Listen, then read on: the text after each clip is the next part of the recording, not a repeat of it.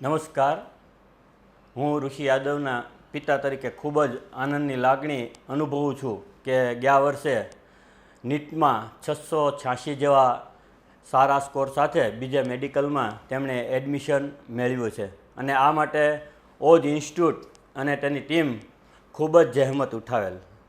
સૌપ્રથમ હું વાત કરું તો ધોરણ 10 પછી એમને એડમિશન માટે જ્યારે ભાવનગર અમે એડમિશન લેવાનું વિચાર્યું ત્યારે અમે આ સંસ્થા વિશે જરા પણ પરિચિત ન હતા.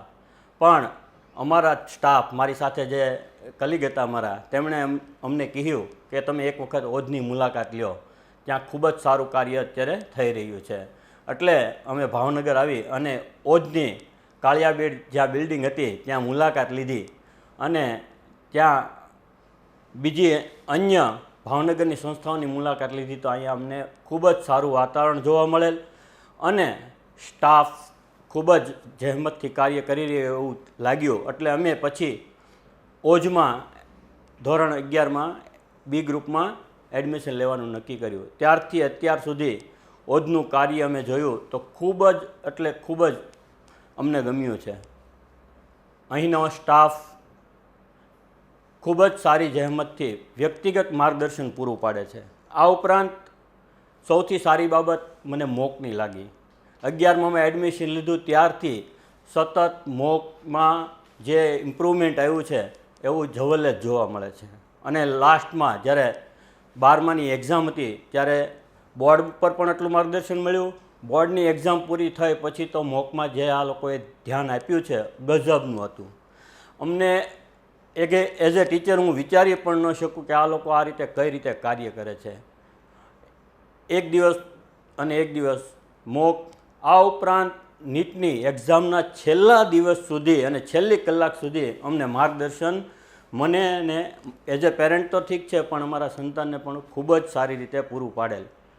આ વર્ષે તમને ખ્યાલ હશે કે નીટની એક્ઝામ અને રિઝલ્ટ આવ્યા પછી પણ કેવા ઇસ્યુ થયા હતા, ત્યારે પણ ઓજ સતત અને સતત અમારા સંતાન સાથે અને અમારી સાથે કનેક્ટેડ હતા અને કીધું હતું કે અમે સાથે જ છીએ, તમે ચિંતા કરશો નહીં. આ માટે આ સંસ્થાનો હું ખૂબ ખૂબ આભારી છું. અમને ખૂબ જ મજા આવી છે. ને ઓજ ટીમના સ્ટાફ બાબત વાત કરું તો 3 બાયોલોજી, કેમિસ્ટ્રી અને ફિઝિક્સમાં ખાસ કરીને આદિત્ય સર, દર્શન sir, Dhiren sir, Pranjal sir, આ તમામ અને અન્ય ટીમે ખૂબ જ ટીમવર્કથી કામ કરી અને અમારે ઋષિને સારા સ્કોર લાવવામાં ખૂબ જ મદદ કરી છે.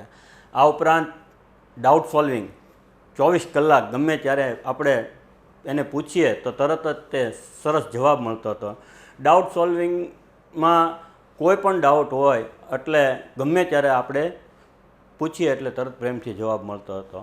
આ ઉપરાંત આપણે અહીં વાત કરીએ રીડિંગ, તો રીડિંગ માટે પણ ખૂબ જ શાંત વાતાવરણમાં આ લોકો અભ્યાસની સાથે સાથે રીડિંગ પણ સારામાં સારું થઈ શકતું. અને ઘરની મહેનતની વાત કરું તો અમે તો મોવાથી આવીએ છીએ. અહીંયા એમના નાનાજી અને નાનીમા સાથે રહેતો હતો, એનો પણ આ તકે હું ખૂબ આભાર માનું છું. કેમ કે ત્યાં એ લોકો અમારાથી પણ વધારે ઓજ સાથે એ વધારે કનેક્ટેડ હતા અને એ લોકો વાતચીત દ્વારા પણ અમને આ ઓજ વિશે માહિતી આપતા હતા અને તેઓ પણ ખૂબ આ સંસ્થાથી રાજી હતા.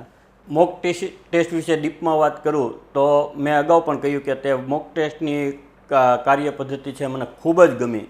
કેમ કે આ લોકો બીપીટી લેતા અને પછી મોક ટેસ્ટ લેતા, એ બંનેમાં દર વખતે અમને માર્ક અપડેટ થઈ જતા. ઓજની એક એપ છે તેના દ્વારા અમને ખૂબ જ જાણ કરતા. આ ઉપરાંત તે પછી પેપર લીધા બાદ, ટેસ્ટ આવ્યા બાદ એના ડાઉટ સોલ્વ કરી અને સતત ઇમ્પ્રુવમેન્ટ કેમ થાય એ માટે આ લોકો સતત કાર્યરત રહેતા હતા. હા, હું ઋષિના મમ્મી. હવે ખાસ એ કહેવાનું કે સાહેબે જે વાત કરી એ બધી બરાબર. એ ઉપરાંત મને એક અહીંયાનું વાતાવરણ જે છે ને કે સવારમાં જ તે જ્યારે બાળક સ્કૂલમાં એન્ટ્રી કરે ત્યારે અહીંયા સરસ મજાના વાતાવરણ એટલું સરસ હોય, પ્લસ જ્યારે બાળક સ્કૂલમાં એન્ટ્રી કરે એટલે સરસ મજાના બધા મંત્રોચ્ચાર થતા હોય, સરસ મજાનું આહલાદક વાતાવરણ હોય, પ્લસ બાળક અંદર જાય એટલે તરત હનુમાન ચાલીસા શરૂ થાય. એટલે બાળકમાં અત્યારના મોબાઈલ યુગમાં આ એક બહુ જ સારી વાત કહેવાય કે સવારમાં તે બાળક ભગવાનને યાદ કરે એટલે એનામાં એક અંદર એક એવી શક્તિ હોય કે કોઈ પણ હાલો ભાઈ ક્યારેક છે કે ભાઈ 5 માર્ક ઓછા પણ આવે, ક્યારેક બાળક હતાશ થઈ જાય તો આ વસ્તુ એને પ્રેરણા આપે કે ભાઈ નહીં કંઈ વાંધો નહીં, આવતા વખતે પાછો લડી લઈશ. એ ઉપરાંત અમે તો મોવા રહીએ એટલે ઘણીવાર એસેમ્બલી હોય એટલે પછી હું રાહ જ જોતી હોય, સાંજે 6:15 6:30 થાય એટલે ઋષિનો ફોન આવે, રાજી થતો હતો તો મમ્મી આજે એસેમ્બલી હતી, બહુ મજા આવી ગઈ, મારે આટલા સરસ માર્ક્સ આવ્યા.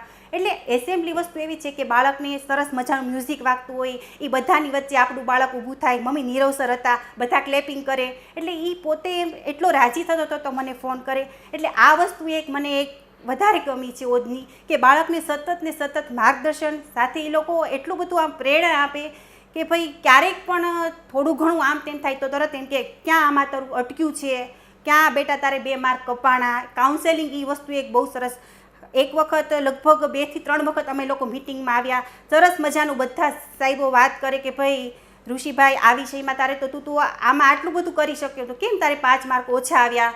તો તરત જ બાળકને એમ થાય કે ના ના. પ્લસ જ્યારે અમારી એક્ઝામ હતી ત્યારે નીરવ સર પોતે અમારા ઘરે આવ્યા, એટલે એ એલામાં તો એટલો રાજી થઈ ગયો, મમ્મી આજે સર આપણા ઘરે આવ્યા છે. એટલે બાળકને સતત માર્ગદર્શન ઓજ તરફથી મળતું રહ્યું છે. એના માટે હું ખૂબ જ ઓજનો આભાર માનું છું.